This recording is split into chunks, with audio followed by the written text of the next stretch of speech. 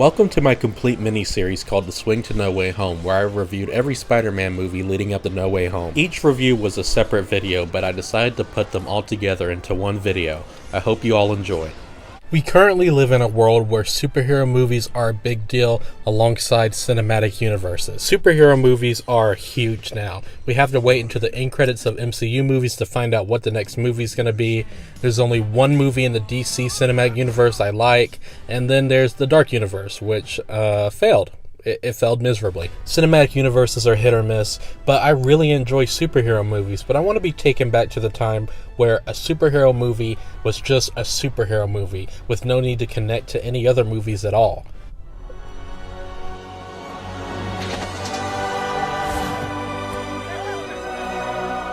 Sam Raimi's Spider-Man is the movie I go to when I want to reminisce about simpler times when it came to superhero film. This is the movie that not only introduced me to Spider-Man, but superheroes in general. There are many aspects of this movie that are just stellar, but one is the music. Still to this day I get chills when Peter tries climbing the wall, because the music goes, dun, and then he gets his other hand and it goes, dun, and then it gets faster, dun, dun, and then he looks back and he goes,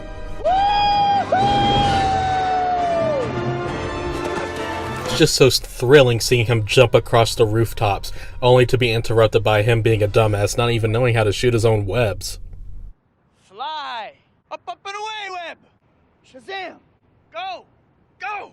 Go, Web, go! Not everything is perfect, though. Some of the high schoolers look like they are way too old to be high schoolers. They look like they're about 30, and it's kind of distracting. You know this bitch ain't in no high school. Come on now. But the elements of this film that are great, they really stand out and are very memorable, especially the greatest cinematic burn of all time. It's the part where that's my problem.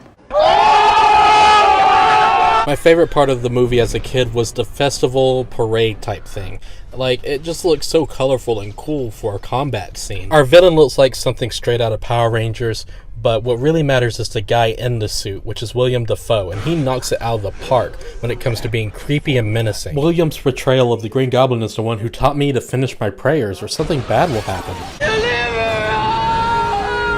Finish it! Finish it!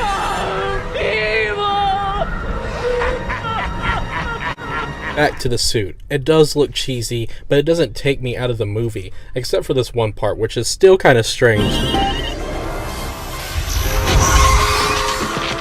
What the hell was that? I was jealous of Toby, man, because he got to kiss a beautiful redhead. I know Kirsten Dunst isn't a natural redhead, but ever since I met Ariel and Kim Possible, I had a thing for redheads, but you know, that's a story for another day. Is she wearing a mustache? This is a very romantic scene and it's shot beautifully. This is considered one of the most iconic kissing scenes in all of cinema, and it deserves to be, and it brings an extra emotional layer to the end of the film. Is this my favorite Spider-Man movie? No. But it's the Spider-Man movie that has impacted my life a lot. It's what made me fall in love with all these superhero movies we see today. And out of every superhero movie I've seen in the past 20 years, this one is the most magical to me because it opened up a new chapter in my childhood. Strong focus on what I want.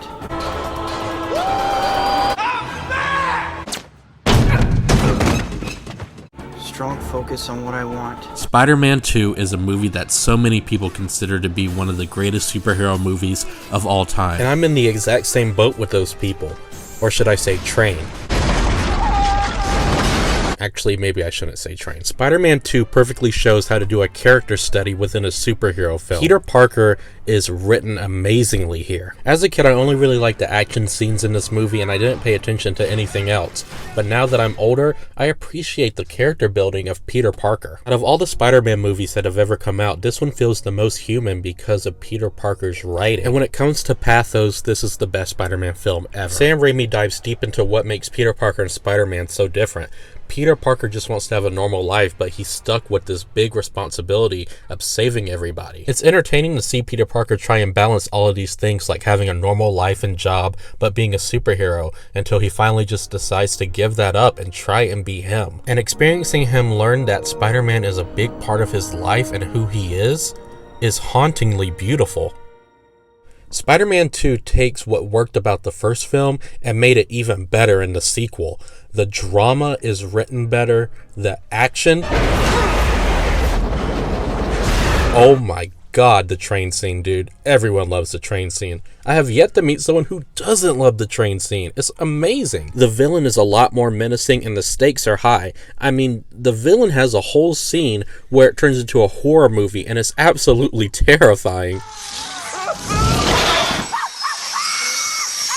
And of course, the comedy is better. In 7.5 minutes, your ass is fired. Go! Pizza time. Science squid? Crap. Doctor Strange. That's pretty good. But it's taken. You're fired. Chief, the planetarium party. Oh, right. You're unfired. I need you. Come here. You pay me in advance.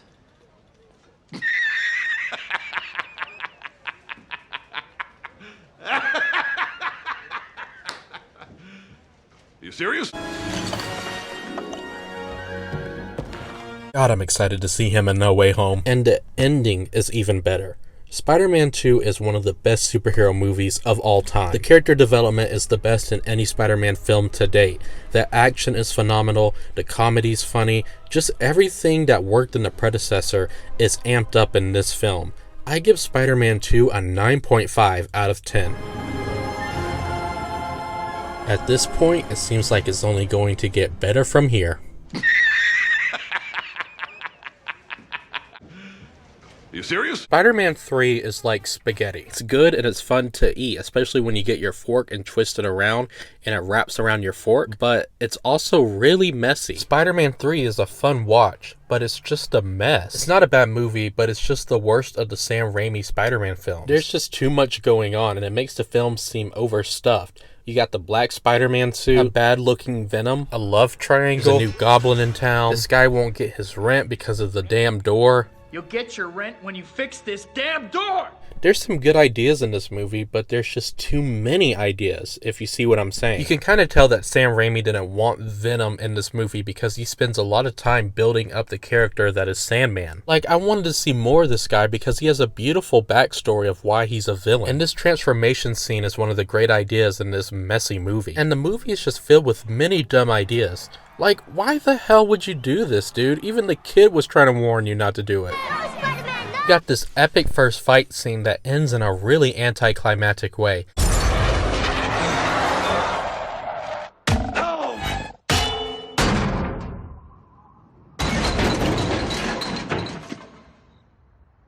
You girls can move now. You guys can move at any time. Just go ahead and move out the way. Move! Why aren't you? Oh my god. Then there's the scene. We all know what the scene is in this movie that I'm talking about, and I can finally share my thoughts on it, so you guys listen real close. I like it a lot. This trilogy has had its fair share of cheesy moments, and this is no exception. This scene has extra cheese on it, but this whole series has been cheesy, and this is not anything new or different. So, as a superhero film, it's just okay. But as a sitcom, it's amazing. You cannot tell me this movie is not a sitcom. They love me. See you, chump. The hell! To ask you for one thing. I want you to kill Peter Parker.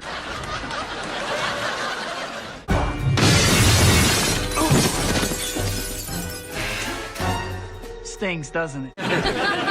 Well, now I'm gonna kick your little ass. Now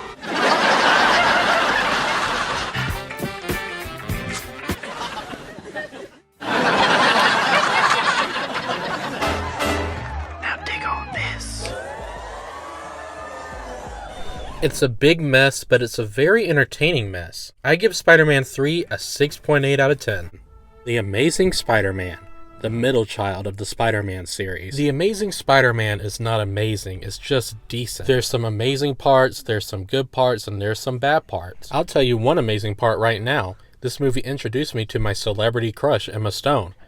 Like, damn, this guy's lucky. I don't want to sound like a simp, but... Damn! Anyways, I digress. Mark Webb is the director this time around, and he has some great scenes, and then he has some not so great scenes. Poor Peter Parker. mother, no father, no uncle. I managed to find cover, and what does Baron von Ruthless do? He starts monologuing. He starts monologuing. He starts like this prepared speech about how feeble I am. That makes me think maybe they chose him to be director because his last name is Webb. I think Mark Webb is more of a romance director than an action superhero movie director, because every scene with Andrew and Emma shines, but I'll talk more about that when we get to the sequel. I'm not a huge fan of Andrew's Peter Parker, but I am a fan of his Spider-Man because of his comedic timing and setups. And he actually says jokes with enthusiasm, unlike Toby. You know, in the future, if you're gonna steal cars, don't dress like a car thief. Just let me go. Is that a knife? Is that a real knife? Yes, it's a real knife. My weakness, it's small knives. Oh! Boys in blue here! Oh, that sucked. Uh-oh. Somebody's been a bad lizard. You know what? I don't care. I love this suit. The design looks so awesome. And I like how Andrew puts the spider in Spider-Man. He hunts the lizard like a spider by feeling the vibrations of his web. He wraps him up like a spider. It's just a really cool detail.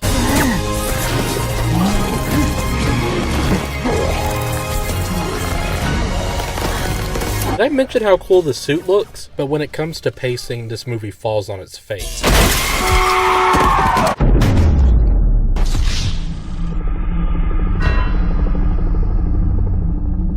The first act of the movie is a real drag to get through, and Uncle Ben's death this time around isn't as impactful as it was in the Tobey Maguire series.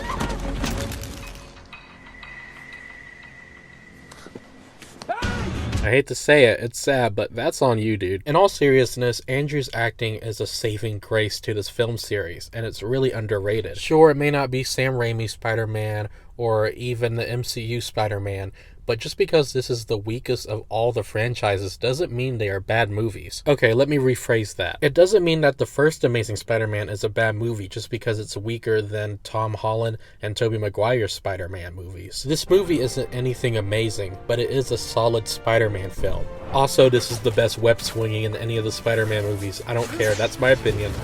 I give The Amazing Spider-Man a 7 out of 10. Well, enough of that. Timon, what are you doing? I'm fast forwarding.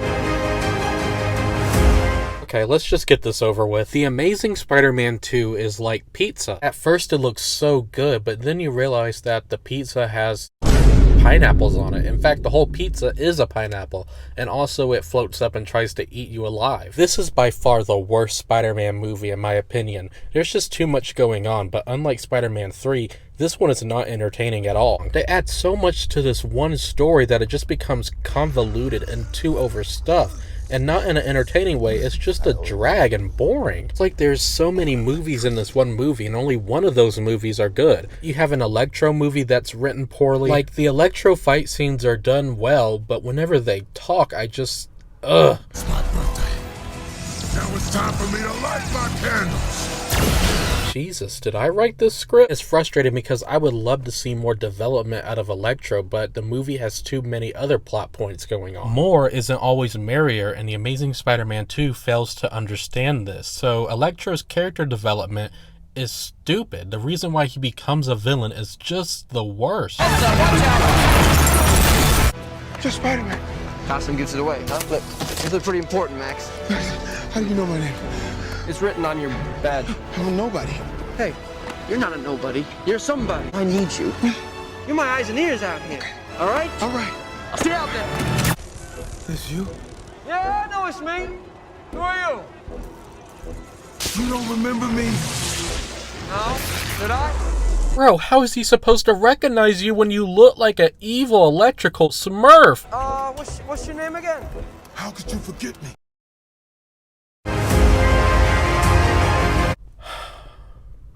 Does he not realize that Spider-Man saves like 50 people a day on a good day? I do, I know it, don't tell me.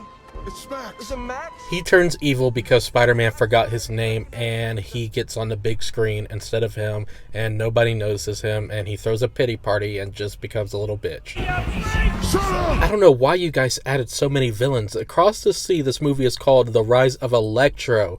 And y'all messed that up somehow because let's talk about Harry. The problem is they seem like they wanted to do a lot of stuff with Electro but then got bored and was like, you know what, let's add Harry Osborn to the mix, and it all just fails. We just need a bit more time to figure out something else. Time!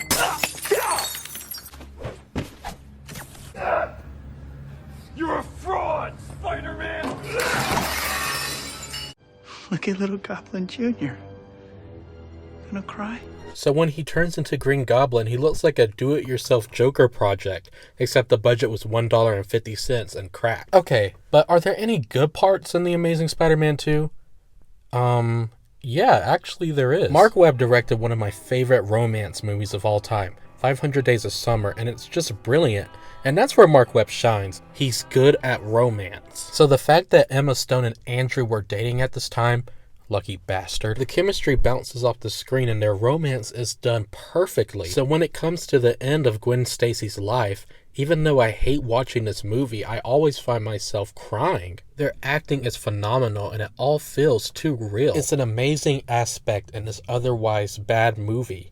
But one amazing aspect does not make a movie great altogether. So I would give this movie about a 4 out of 10, you know, it's just a big waste of time, but anything that's Andrew and Emma are just perfect. Oh wait, we gotta look at the Rhino now. The Rhino, I forgot about that. Hopefully the movie doesn't end right here. Oh, what the fuck? Look, I get it. When I heard that there was gonna be a second Spider-Man reboot, I was all like, oh shit. Here we go again. But this is a vast improvement from the Amazing Spider-Man series. John Hughes made some really great high school films with actors who look like they could be in high school. This movie feels like a John Hughes film disguised as a Spider-Man movie. And I wouldn't have guessed this, but John Hughes and Spider-Man surprisingly mixes very well. And it may not seem significant, but high school is a huge aspect of what makes Peter Parker relatable to most audiences. And I've said it once and I'll say it again. These assholes do not look like they're in high school. Since everyone looks like an actual teenager in Tom Holland's Spider-Man, it helps elevate the film a lot. Rise and shine, Midtown Science and Technology. Students, don't forget about your homecoming tickets. Do you have a date for homecoming? Thanks, Jason, but I already have a date. Okay. Yeah. I was still in high school when this film came out, so it resonated with me a lot, and seeing Peter design web fluid while in class is just such a Spider-Man thing to do. Okay, enough about the high school. Let's actually talk about Spider-Man. All of the Spider-Man scenes are so much fun and thrilling, and the movie is really breezy, and it's not a big MCU film, but it just being easygoing helps this movie a lot because it's just a fun Spider-Man film. Just because it's all easy breezy doesn't mean that this movie cannot get intense. It's terrible what happened down there in DC though. I bet you're glad when your old pal Spider-Man showed up in the elevator though. Yeah, well, I actually didn't go up. I saw it off on the ground. Good old Spider-Man. I love how in the scene the red light is on him when he's trying to connect the dots, and then when he finally figures out he's Spider-Man, the light turns green and it shines on his face and he's like, I figured you out, bitch. You hit in there, Gumdrop. I'm gonna give Peter the dad talk. Dude, this whole car ride scene is just so intense and it incorporates well within the narrative. Michael Keaton plays an amazing villain here. I'll kill you dead. That's what I'll do to protect my family, Pete. You understand? You just saved your life. Now what do you say? Thank you. You're welcome. There's just so much to love here. I absolutely adore Tony and Peter's relationship in this, the mentor-student dynamic, and it adds a little bit more character to Tony Stark as a whole. None of this would have happened if you had just listened to me. If you even cared, you'd actually be here. Oh shit. Do you know that I was the only one who believed in you? Everyone else said I was crazy to recruit a 14-year-old kid. I'm 15. No, this is where you zip it, all right? The adult is talking. I just wanted to be like you. And I wanted you to be better. This is all I have. I'm nothing without this suit. If you're nothing without this suit, then you shouldn't have it, okay? That is one of my favorite MCU quotes of all time. But one thing I don't like about this movie is when Peter is stuck under the rubble, it's a very heartbreaking scene, seeing this kid scream asking for help even though he's a superhero. No! Please! Hey, please! I'm down here! I'm stuck! If you're nothing without this suit, then you shouldn't have it. I hate that they made him say that during the scene, because if it was just quiet and he looked at the mask, it would have made the symbolism a lot more meaningful. Another problem I have with this movie is the third act drags on a little and it makes the movie seem a little bit longer than it has any right to be. Other than that, this is a very nicely made superhero film. It's extremely fun and the high school elements elevate this film to be relatable and just heartwarming. The MCU absolutely nails what makes Spider-Man Spider-Man. I give this film a 9.1 out of 10. Spider Guy on YouTube, right? Call me Spider-Man! Okay, Spider-Man! Don't flip! Yeah! New York, the place of dreams. It's filled with absolute magic. It's a place where, despite their jobs, 6 friends have enough money to make it to live in a big apartment. It's a place where a giant monkey can climb on a skyscraper. New York is also a place where animals can talk and sing. If that doesn't sell you on going to New York, there's an alien invasion every week. Why does every big thing in movies and shows happen in New York? I want to see a place where our characters go, oh. The main reason I love Spider-Man Far From Home is because it's far from home. It seems like so many superhero movies take place in New York, especially every single Spider-Man movie. This is so far the one and only Spider-Man film not to take place in New York City. Seeing Spider-Man in a whole different place is so unique and fun. Seeing Spider-Man on the big screen in a new country is a concept that is executed quite well in this film. There's a lot of first times in this movie for Spider-Man. This is the first and only time so far where Spider-Man has a final battle during the day. Even Spider-Man and Nick Fury team up kinda, but no one steals the show more than my boy Jake in this film. I love his take on Mysterio as someone who's over the top but also really threatening. He's also responsible for one of my favorite MCU moments and Spider-Man moments of all time. The illusion scene is so breathtakingly immersive. It's just crazy and so visually rich. Like, look at this. And then look at this part right here. Now, this part was kind of scary and crazy. Like, that's just crazy. And then this part right here, dude, like, come on. This is badass. Then it kind of ends like this because he's not Tobey Maguire and can watch out for a train. Now, Peter does some frustratingly stupid shit in this movie, but I kind of forgive him because he's just 16 and he has a lot of pressure on him since Iron Man died. So this movie isn't all that perfect, but I really enjoy it. And that final battle scene still gives me chills to this day.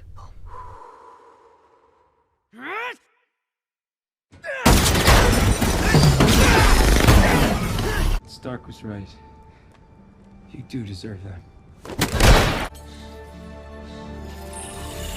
You can't trick me anymore. While Peter can be stupid as hell, this movie is a lot of fun, and I think I like it slightly more than Homecoming because it's great to stretch your legs and get outside of New York, you know? Like, I heard y'all guys are missing 4 zoo animals from New York, so I'm sorry about that. Maybe y'all should take a vacation like Peter. I'm gonna give Spider-Man Far From Home a 9.4 out of 10. You ready? Yeah? You're gonna love this. My name is Miles Morales. I was bitten by a radioactive spider, and for like 2 days, I've been the one and only Spider-Man. I think you know the rest. Spider-Man Into the Spider-Verse is a masterpiece of cinema. Phil Lord and Chris Miller are an amazing director duo in Hollywood. They do so many unique things with animation, like Spider-Verse, the Lego Movie, and even my favorite film of the year so far, Mitchell's vs. the Machines. And they continue to impress the world of animation with films like Spider-Verse. Now, I'll be honest, I was absolutely pissed at Sony Pictures Animation when this film came out, and for really good reasons. So when I found out that Sony Pictures Animation was behind this movie, I just could not believe it at all. Anyways, back to the animation. The animation in this movie is a visual, stunning masterpiece. I love realistic animation, but for some reason it's getting kind of stale to me, so seeing Spider-Verse's animation and how it's groundbreaking is really something fascinating. It pushes the envelope on how unique animation can still be. Other Spider-Man films, I feel like I'm watching a superhero movie, but with Spider-Verse, I feel like I'm watching a superhero movie and a comic book at the same time. The filigrane and textures just make this movie feel like a real-life comic book on the big screen. Every single shot shot, and every time the camera moves, it feels like I'm looking at a panel on a comic book page. And when it goes to the next scene, it feels like I'm flipping the page myself. There's little subtleties to the animation that make this even more like a comic book, from text bubbles to just random words appearing. But it's not just all style over substance. The actual story and characters are written extremely well too. Miles is a strongly written protagonist, and Peter B. Parker is just absolutely hilarious and endearing. Also, Peter B. Parker is voiced by Nick Miller from New Girl, so that's awesome. I am not a successful adult. I don't eat vegetables and or take care of myself. This place is fancy and I don't know which fork to kill myself with. You got any Spider-Man tips you can tell me now? Yeah, I got plenty. Disinfect the mask. You're gonna want to use baby powder in the soup, heavy on the joints. You don't want any chafing, right? Anything else? Nope, that was everything. The comedy is god tier. Spider-Man? Oh, hey, didn't see you there. Time to swing, just like I told. You can teach me to swing on the way there. Not after a hearty burger breakfast. And it's a no on the cape. I think it's cool. Take that off, it's disrespectful. Sometimes I let matches burn down to my fingertips just to feel something, anything. Is that we were fun. But I handled it like a champion. Did you know that seahorses, that they mate for life? Could you imagine a seahorse seeing another seahorse and then making it work? And the movie's message about taking a leap of faith and that anyone can wear the mask is just...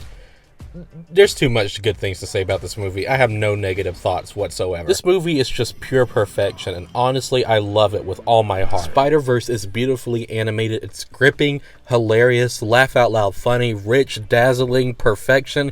You get the point. I love this movie. Spider-Man Into the Spider-Verse is not only one of my favorite superhero films of all time, but one of my favorite movies in general. I, of course, give Spider-Man Into the Spider-Verse a 10 out of 10.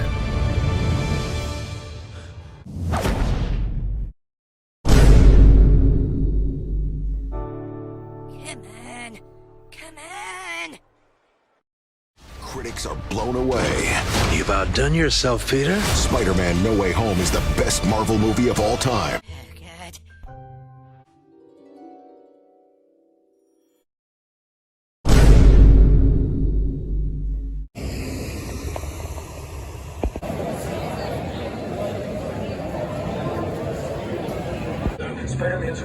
Spider-Man's real name is... Spider-Man No Way Home is a wet dream for Spider-Man fans. And by wet, I mean I cried like 10 times throughout. I mean, I still have tears in my eyes while I'm recording this. After Avengers Endgame, I didn't think Marvel could find a way to top themselves, but they did. Again, Tom Holland is the best that he's ever been as Spider-Man, and the drama is at the forefront while the comedy is a little in the back. The movie still has its funny moments, but the drama is so effective. There's a lot of baddies in this movie, but for the first time in Spider-Man history, it didn't feel overstuffed or overcrowded. And Peter's identity being exposed to the world really did unique things for this movie. Finally, we have a movie where Peter doesn't have to hide who he is, and it's used very greatly here. The pacing in the beginning was a little iffy, but this was a perfect movie. But I just said a flaw about this, so how can it be perfect? Let me explain. It didn't feel like a movie. It felt like a love letter to Spider-Man fans, and that's okay. It's the greatest love letter I have ever received. Here's the thing. Everybody loves Spider-Man. He's a relatable superhero filled with funny jokes, and he has a huge heart that many people can be attached to. As a movie, it was good. As a Marvel movie, it was great. As a Spider-Man movie, it was perfect in every way. I've heard people say this was the best Marvel movie and best Spider-Man movie ever made. I can see why, and honestly, it just might be that to me. We all have a deep connection for Spider-Man, and it's a really beautiful thing to be in a crowded audience filled with cheers and tears during this whole movie. When I was in that theater with so many people watching this movie, I felt safe, and I felt like we were all experiencing something bigger than we could ever imagine. This movie was a Spider-Man fan's dream, and a dream that I can't believe I got to witness and see with so many other fans in the audience.